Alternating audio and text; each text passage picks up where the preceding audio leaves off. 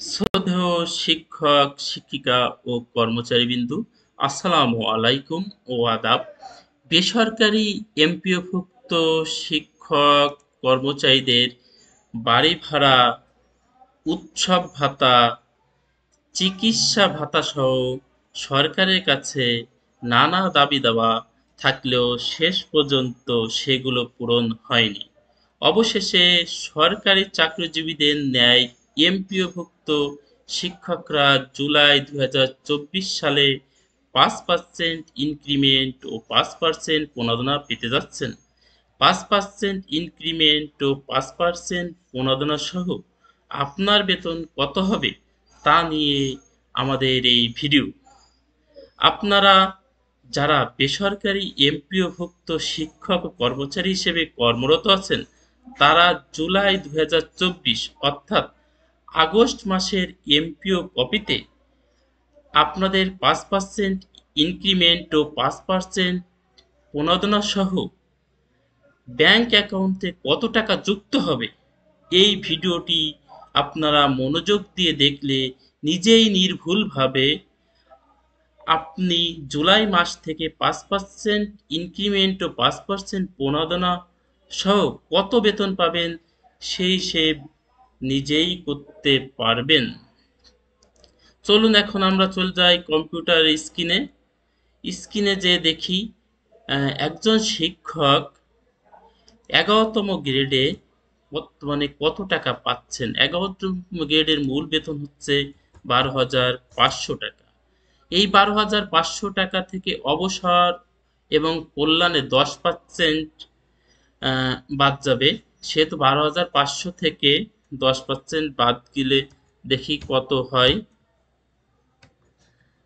বাদ যাচ্ছে ১২৫০ টাকা। ১২,৫০০ থেকে ১২৫০ টাকা অবসর কল্যাণে চলে যাচ্ছে। তাহলে আপনার থাকতেছে কত? মূল বেতন থেকে এটা বিয়োগ করলে থাকতেছে ১১,২৫০ টাকা আপনি বেতনটা পাচ্ছেন। এই বেতনের সাথে বাড়ি ভাড়া ও মেডিকেল, বাড়ি ভাড়া ১,০০০ ও মেডিকেল ৫০০ সহ ১৫০০ টাকা যুক্ত হবে। আর প্রণোদনার ক্ষেত্রে যে ১,০০০ টাকা আমরা পাই, ১,০০০ টাকাই পাবো। যদি আমাদের মূল বেতন অর্থাৎ আমাদের বেসিক যদি ২০,০০০ টাকার উপর হইতো, তাহলে প্রণোদনের সাথে ৫% যুক্ত হতো। অতএব দেখি তাহলে আমরা আমাদের ব্যাংক অ্যাকাউন্টে কত টাকা যুক্ত হচ্ছে বা আমরা কত টাকা বেতন উঠাইতে পারবো। অর্থাৎ ১০% কাটার পরে যে ১১,২৫০ যোগ ১৫০০ যোগ আমাদের প্রণোদনা ১,০০০, অর্থাৎ ১৩,৭৫০ টাকা আমাদের ব্যাংক অ্যাকাউন্টে যুক্ত হচ্ছে বর্তমানে। আচ্ছা, এবার আমরা দেখি ১০ম গ্রেডে কত মূল বেতন। ১০ম গ্রেডে ১৬,০০০ টাকা। ১০% বাদ দিলে কত থাকতেছে আমাদের? ১০% বাদ দিলে আমাদের যাচ্ছে কর্তন করতেছে ১৬০০ টাকা। এখন আমরা এই মূল বেতন থেকে ১০% কেটে নেওয়ার পর আমাদের মূল বেতনটা কত আসতেছে দেখি, ১৪,৪০০ টাকা। এই ১৪,৪০০ টাকার সাথে বাড়ি ভাড়া ১,০০০ ও মেডিকেলে ৫০০ যুক্ত হয়ে কত হচ্ছে? ১৫০০। তাহলে হচ্ছে এই মূল বেতনের সাথে এই ১৫০০ যুক্ত হবে এবং প্রণোদনাও ১,০০০ টাকাই হবে, কারণ প্রণোদনা আমাদের মূল বেতন ২০,০০০ টাকার বেশি না। সেহেতু আমার ব্যাংক অ্যাকাউন্ট বা ১০ম গ্রেডে আমরা কত টাকা ব্যাংক থেকে তুলতে পারবো? ১৬,৯০০ টাকা। এবার আমরা নবম গ্রেড দেখি।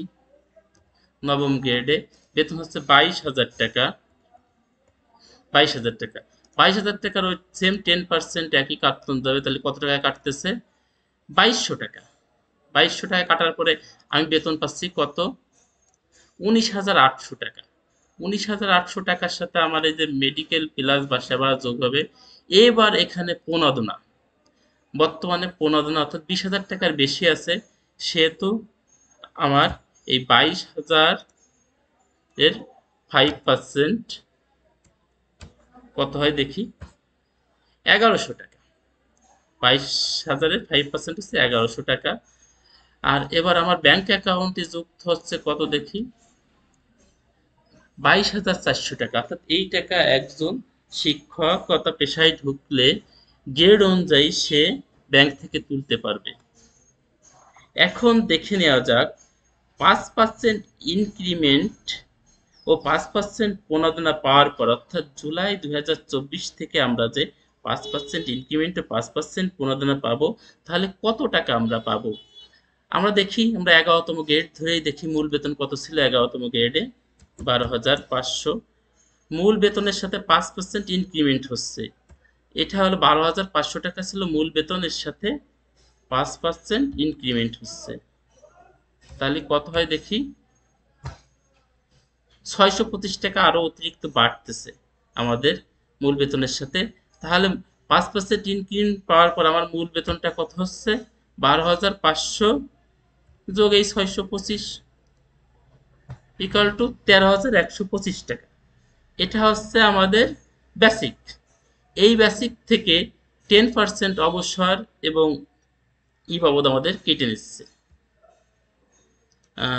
কল্যাণ বাবদ 10% কেটে নিচ্ছে। দেখি 10% কাটার পরে কত থাকে, অর্থাৎ 1312 টাকা আমাদের অবসর ও কল্যাণে, 12 বা 13 টাকা অবসর ও কল্যাণে চলে যাচ্ছে। এই 1312 টাকা যাওয়ার পরে, অর্থাৎ এই ইনক্রিমেন্ট পাওয়ার পরে 5% ইনক্রিমেন্ট পাওয়ার পরে আমার বেতনটা কত হচ্ছে দেখি, 13,125 বিয়োগ 1312, এটা অর্থাৎ 11,812 টাকা বা 13 টাকা আমার মূল বেতন হচ্ছে। এই মূল বেতনের সাথে 1,000 টাকা বাড়ি ভাড়া ও 500 টাকা মেডিকেল, 1,500 টাকা যুক্ত হবে, যোগ প্রণোদনা 1,000 টাকাই থাকবে, কারণ 20,000 টাকা, 0 থেকে 20,000 টাকা পর্যন্ত প্রণোদনা 1,000 টাকায়। 20,000 টাকার বেশি হইলে প্রণোদনা আমরা 5% পেতাম। তাহলে আমার ব্যাংক অ্যাকাউন্টে এখন ক্রেডিট হবে কত, অর্থাৎ জমা হবে কত আমার টাকা, 11,813 যোগ 1,500 টাকা বাসা ভাড়া প্লাস মেডিকেল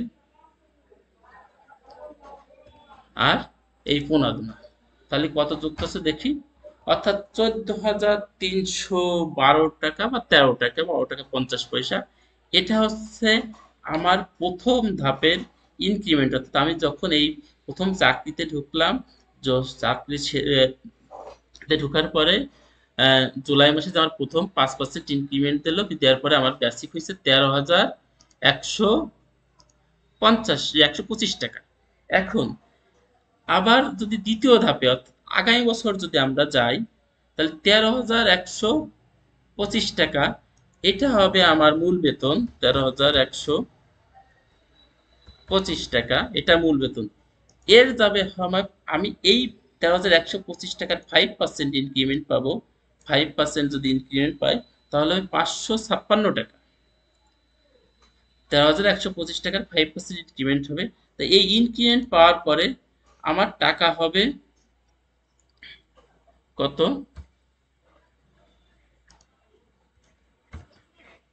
556, তাহলে হচ্ছে হলো কত, আমার মূল বেতন হচ্ছে 13,781 টাকা, 13,781 টাকা, এটা হচ্ছে আমার মূল বেতন।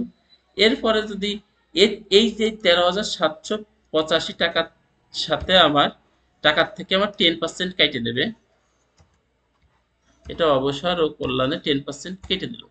কেটে নেওয়ার পরে দেখেন হচ্ছে আমার 13,000, 10% আমার অবসর কল্যাণে দেওয়া লাগতেছে, দেওয়ার পরে এখানে চলে যাচ্ছে 1378 টাকা বা 79 টাকা, 78 বা 79 টাকা। এখন আমার মূল বেতন হবে কত, এখন আমার মূল বেতন তো 13,125 টাকা, তার থেকে আমার 10% চলে গেল, অর্থাৎ আমি এখন কত টাকা পাবো, এখন আমি পাবো 13,771 81 বিয়োগ এটা, তাহলে হচ্ছে 12,403 টাকা আমি মূল বেতন পাবো।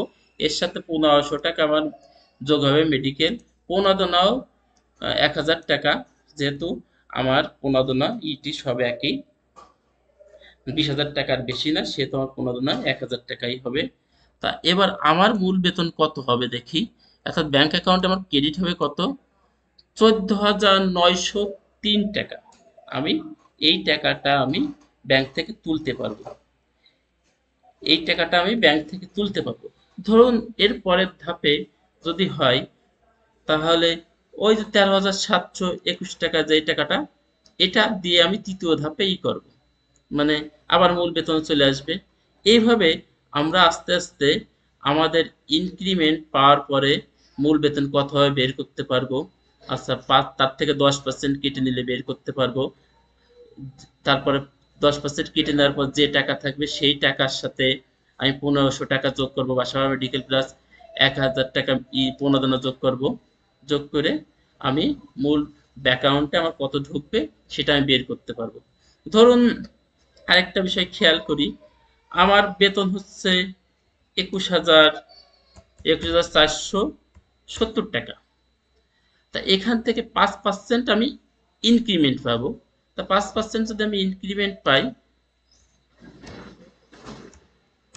তাহলে আমি কত টাকা ইনক্রিমেন্ট পাচ্ছি, এই টাকার 1,073 টাকা বা 1,074 টাকা, এই টাকা ইনক্রিমেন্ট পাচ্ছি। আর ইনক্রিমেন্ট পাওয়ার 21,470 টাকা 70 টাকার সাথে 1,073 বা 74 টাকা যোগ করতে হবে, বা ইনক্রিমেন্ট পাওয়ার পর এই টাকাটা হচ্ছে আমার মূল, মানে এই টাকাটা হচ্ছে এখন আমার বেসিক, এই টাকাটা এখন আমার হচ্ছে বেসিক। আচ্ছা, এই টাকার থেকে আমার 10% বাদ অবসর কল্যাণে চলে যাচ্ছে। কল্যাণে চলে গেলে কত যাচ্ছে আমার অবসর কল্যাণে, হলো 22,254 টাকা। অর্থাৎ আমার মূল বেতন ছিল 21,470 টাকা। এখান থেকে আমি যখন 5% ইনক্রিমেন্ট পাইছি, তখন তখন বাড়িছে আমার কত, 1,073 বা 74 টাকা। আর 5% ইনক্রিমেন্ট পর আমার বেসিকটা চলে আসতেছে কত, বেসিকটা চলে আসতেছে 22,543 বা 44 টাকা। আচ্ছা, এই 22,543 বা 44 টাকা থেকে আমরা 10% কেটে নিয়েছে 2,200 এত টাকা, 2,254 টাকা 35 পয়সা। আচ্ছা, এখন আমার বেতনটা কত হবে, অর্থাৎ এই 2,254 টাকা যদি আমার চলে যায়, তাহলে আমার বেতনটা কত হবে। বেতনটা হচ্ছে পাচ্ছি এত টাকা, 20,289 টাকা। আচ্ছা, বাসা ভাড়া মেডিকেল এটার সাথে কখনোই ওই যে অবসর কল্যাণের টাকা কাটে না, সেহেতু 1,500 টাকা এখান থেকে যেহেতু কাটে না, সেহেতু 1,500 টাকাই বসে যাবে। কিন্তু এখানে প্রণোদনার ক্ষেত্রে যেহেতু 21,470 টাকা আমার মূল বেতন ছিল, ইনক্রিমেন্ট পেয়ে আমার হয়েছে 22,534 টাকা। যেহেতু এই প্রণোদনাটা আসবে 5%, 22,543 বা প্রণোদনা আসবে। কত আসে, 1,127 টাকা, 1,127 টাকা আসতেছে প্রণোদনা। কারণ এটা 20,000 টাকার উপরে, সেহেতু 5% আমরা প্রণোদনা পাবো। সুতরাং আমার অ্যাকাউন্টে এখন যুক্ত হবে কত টাকা, আমার অ্যাকাউন্টে যুক্ত হবে এই যে 10% অবসর কল্যাণ পাওয়ার পর যে টাকাটা পাইছিলাম,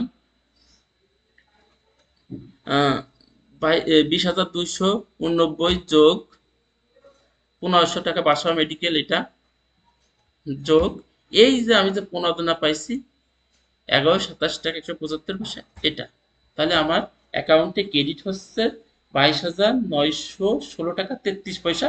আমি এই টাকা উঠাতে পারবো। আচ্ছা, আমি আরেকটু বলি, আমার যদি মূল বেতনটা যদি 26,630 টাকা হইতো, তাহলে এই এই মূল বেতন 26,630 টাকার 5% ইনক্রিমেন্ট হইতো, ইনক্রিমেন্ট হতো কত হতো, 1,331 টাকা বা 32 টাকা, 1,332 টাকা ইনক্রিমেন্ট হতো। তো ইনক্রিমেন্ট হয়ে এই 26,630-এর সাথে যোগ হতো 1,332 টাকা, যোগ হয়ে আমার মূল বেতনটা আসতো 27,900 62 টাকা, 61 টাকা 50 পয়সা, 62 টাকা। তা এই যে 27,961 টাকা, এই টাকার থেকে আমার অবসর কল্যাণে যাবে হলো 10%। 10% যাবে, থাকতেছে যাচ্ছে হলো 2796 টাকা। গেল 2796 গেল। এই যে আমি যে 5% ইনক্রিমেন্ট পেলাম, বা আমার যে 5% ইনক্রিমেন্ট পেয়ে 7,961 টাকা বা 62 টাকা হচ্ছে, এই টাকাটাই আমার বেতনের সাথে যুক্ত হচ্ছে না। বেতনের সাথে যুক্ত হচ্ছে এই যে 27,971 বিয়োগ অবসরে যে টাকাটা যাচ্ছে, এই টাকাটা বিয়োগ করলে এই যে 25,165 টাকা আমার বেতনের সাথে যুক্ত হচ্ছে। এর সাথে যুক্ত হবে বাসা ভাড়া এবং চিকিৎসা 1500 টাকা, এবং এই যে প্রণোদনাটা 5% প্রণোদনাটা পাবো আমি ইনক্রিমেন্ট পাওয়ার পরে যে টাকাটা হলো। যেমন আগে আমার মূল বেতন ছিল 26,630 টাকা, এটা কিন্তু 5% ইনক্রিমেন্ট পাওয়ার পরে আমার বেতন হয়েছে কত, 27,961 টাকা। 27,961 টাকা, হ্যাঁ। এর 5% আমার প্রণোদনা দিচ্ছে।